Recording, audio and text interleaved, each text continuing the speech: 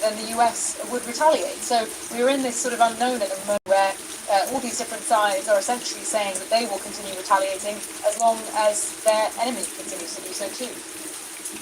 Ione, we were also listening, of course, to the Israeli envoy to the United Nations speaking just a short while ago at the Security Council meeting, which has now wrapped up. But interesting to hear him say we will act with more clarity, and talked about Iran's reach around the globe. Does that give us any sense of what Israel's strategy is going to be going forward, particularly in working with the U.S.? Well, I think Israel certainly has welcomed all the support it can get from the US. It's no surprise today that Israeli ministers were thanking Donald Trump, were welcoming the news of Donald Trump, like we've been seeing here in Israel.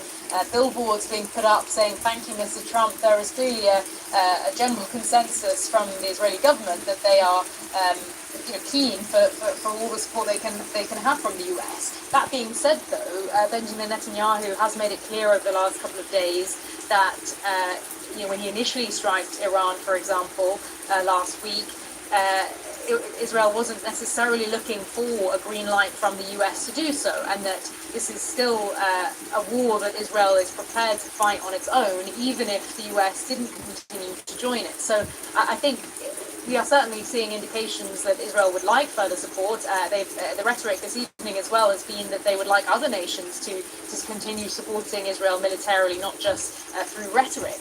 Whether, as I say, that help comes in a military form again, we still don't know. All right, Ione, thank you so much for that latest there from Jerusalem. We'll continue to check in with you as the story continues to develop, but more developments here in the U.S. because in the last few minutes we've seen the president post again on Truth Social. Remember, we've seen members of his cabinet today. We haven't seen the president speak to the press, but he has been posting. Look at this post. Just a short while ago, a few minutes ago, he said, "It's not politically correct to use the term regime change, but if the current Iranian regime is unable to make Iran great again, why wouldn't there be a regime change? Make Iran great again," perhaps is what MIGA means. Not entirely certain, but that is how he closed that post. Just before that, he posted, quote, "The damage to the nuclear sites in Iran is said to be monumental. The hits were hard and accurate. Great skill was shown by our military. Thank you." So you see those two posts really just in the last 10 to 15 minutes or so. And very interesting to note that when Donald Trump has been posting previously about regime change, we did see his cabinet members on the media today saying these strikes were meant to be targeted to hit the nuclear sites and that this is essentially a one and done. We've seen reporting from Axios today as well, the news site here in the U.S., that President Trump made clear to Israeli counterparts that these strikes were to be limited and that from this point, the U.S. wants to engage in diplomacy and some type of negotiations with the Iranians. And yet seeing the president make this post about the question of regime change is particularly interesting. So we'll continue to follow that and see if we hear any more from the president, of course, on Truth Social. But Rafael Grossi, the Director General of the nuclear agency, the IAEA, also addressed the UN Security Council a short while ago. Remember, the IAEA, incredibly important in monitoring that enrichment process that's been taking place in Iran. So let's listen to what he said.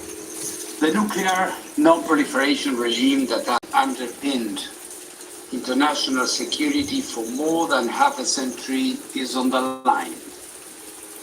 The dramatic events in Iran have become even more serious with last night's bombardments and the potential widening of the conflict.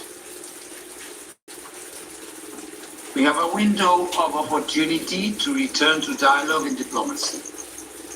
If that window closes, violence and destruction could reach unthinkable levels, and the global non-proliferation regime, as we know it, could crumble and fall.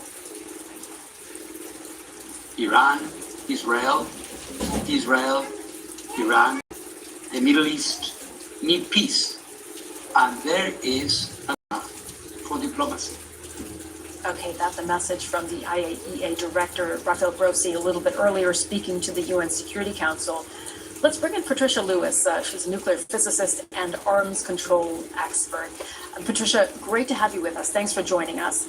I'm curious to get your take on what we know at this point, after the US strikes on nuclear facilities in Iran, what we know about Iran's uranium stockpile, what was hit, what was possibly moved. What can we actually say? That's like the most important question, because it's not really clear exactly how much of that material was affected. They had quite a lot of time to get the material out. Obviously, they couldn't get out the big centrifuges. They've got two big holes at Fordo. They will have been wrecked, either blown up, or the centrifuges will be made inoperable by the amount of vibration, etc. They're very sensitive machines. But the material itself and other equipment, such as monitoring equipment, electronics, and so on. We saw a few days ago a convoy of trucks outside. What was going into those trucks? What was being taken? Who's been following them? Where have they gone?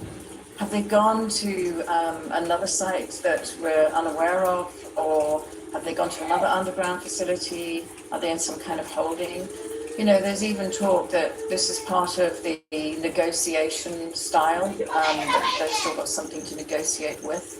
I think these are really difficult questions. And it's not clear to me that this delay tactic that we heard the general speak about is going to be very effective.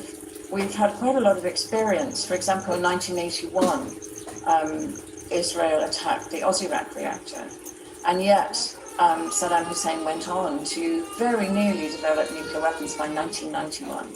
And it was only because of the invasion of Kuwait and then the inspections that came that really stopped that.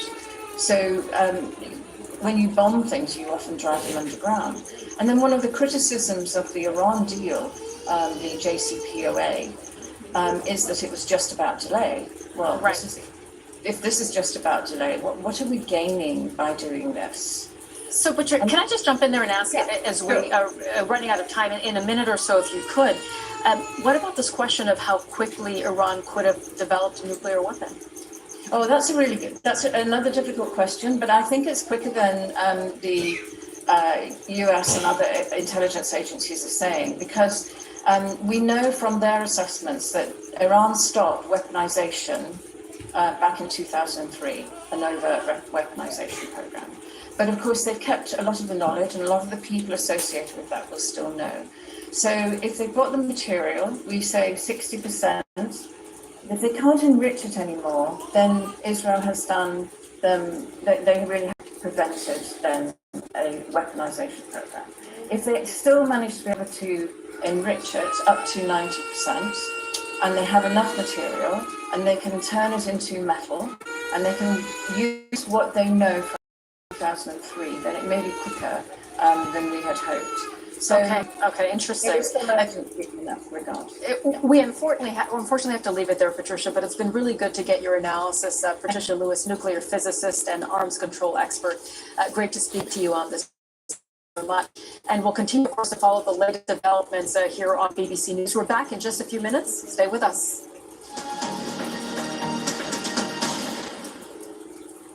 Hello there. At the moment, many parts of Australia are dry with some sunshine. It's a similar story in New Zealand, but it's probably not going to stay that way in the next few days. More on that later on. Heading northwards, though, into Asia, and the Mayu front, this stubborn band of cloud and heavy rain is drifting a bit further south. It's heading its way into Japan, so we're seeing the weather